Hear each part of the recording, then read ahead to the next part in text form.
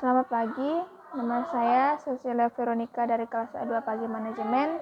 Pada pagi ini saya akan membaca tugas meringkas yaitu materi sejarah manajemen operasi. Materi ini saya ambil dari YouTube dan tugas ini saya buat guna untuk memenuhi persyaratan dari mata kuliah manajemen operasi. NIM saya 1910416902. Sejarah manajemen. Sejarah perkembangan manajemen operasi atau produksi telah ada sejak orang mulai memproduksi barang dan jasa. Meskipun awal mula operasi dapat ditelusuri sampai perbedaan permulaan. Atas perkembangan tersebut, istilah manajemen produksi telah banyak dipakai sebelumnya. Tetapi istilah tersebut dipandang kurang mencakup seluruh kegiatan sistem produktivitas masyarakat ekonomi. Oleh karena itu, diperlukan suatu istilah yang lebih tepat dan mempunyai cukupan luas, yaitu manajemen operasi. Frederick W. Taylor tahun 1881 dikenal sebagai Bapak Ilmu Manajemen, telah memberikan suatu kontribusi besar dalam menyumbangkan ilmu bertujuan meyakinkan bahwa manajemen bisa menjadi lebih kuat dan agresif dengan cara memperbaiki metode kerja. Gagasan-gagasan Taylor dikembangkan telah lebih lanjut oleh beberapa tokoh aliran manajemen ilmiah seperti Frank dan Lillian Gilbert, Henry Ganti dan Heriganto Emerson. Metode-metode yang mereka kembangkan telah banyak diterapkan dalam bermacam-macam kegiatan operasi organisasi. Pada tahun 1913,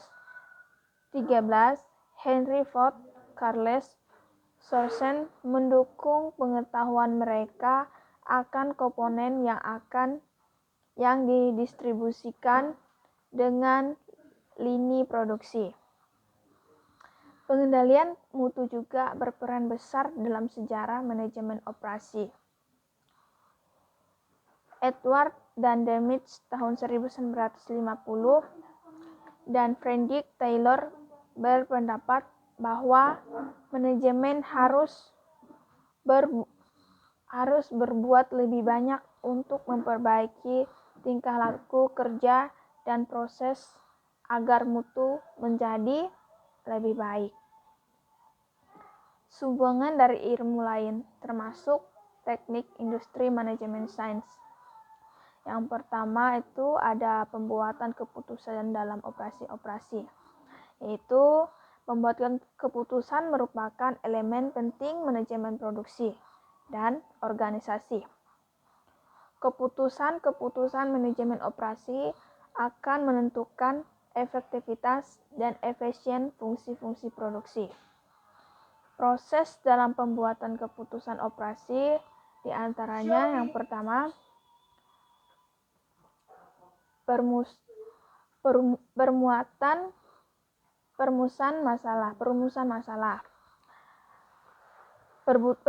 masalah yaitu kebutuhan akan keputusan seiring berupa suatu masalah atau suatu kesempatan dalam berbagai bentuk. Yang kedua, pengembangan atletif yaitu pengumpulan dan analisa data yang relaian atas dasar data tersebut satu atau lebih alternatif dikembangkan sebelum suatu keputusan dibuat. Yang ketiga, evaluasi alternatif yaitu pemilihan kriteria keputusan yang tepat akan mempengaruhi evaluasi alternatif tersebut. Yang keempat, pemilihan alternatif terbaik, yaitu pilihan alternatif terbaik merupakan kompromi di antara berbagai faktor yang diperkembangkan. Yang kelima, implementasi keputusan, yaitu langkah implementasi merupakan tahap yang sama kurasinya dengan proses pembuatan keputusan secara berkeseluruhan. Yang keenam, evaluasi hasil-hasil, yaitu setelah keputusan diimplementasikan, manajer harus memonitor terus-menerus. Manajer perlu mengevaluasi apakah implementasi dilakukan dengan tepat dan keputusan memberikan hasil-hasil yang diharapkan.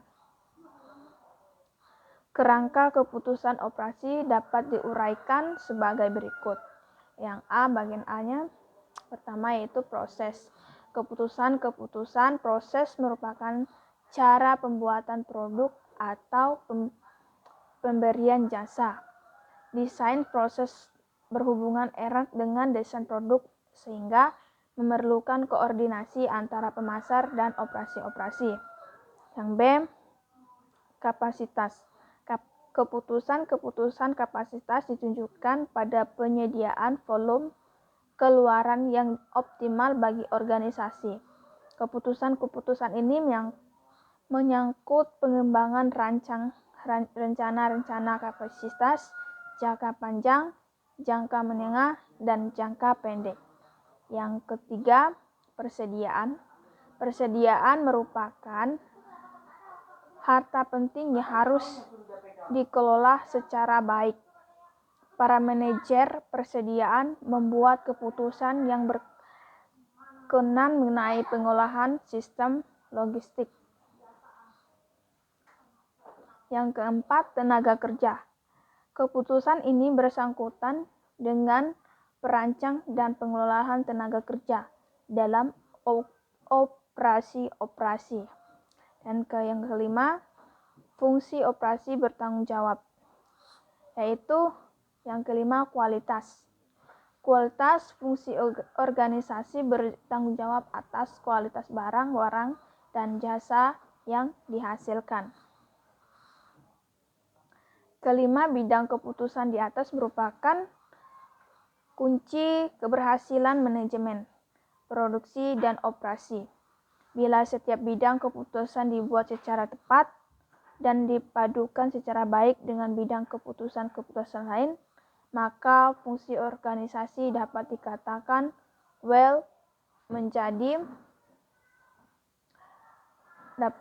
menjadi baik.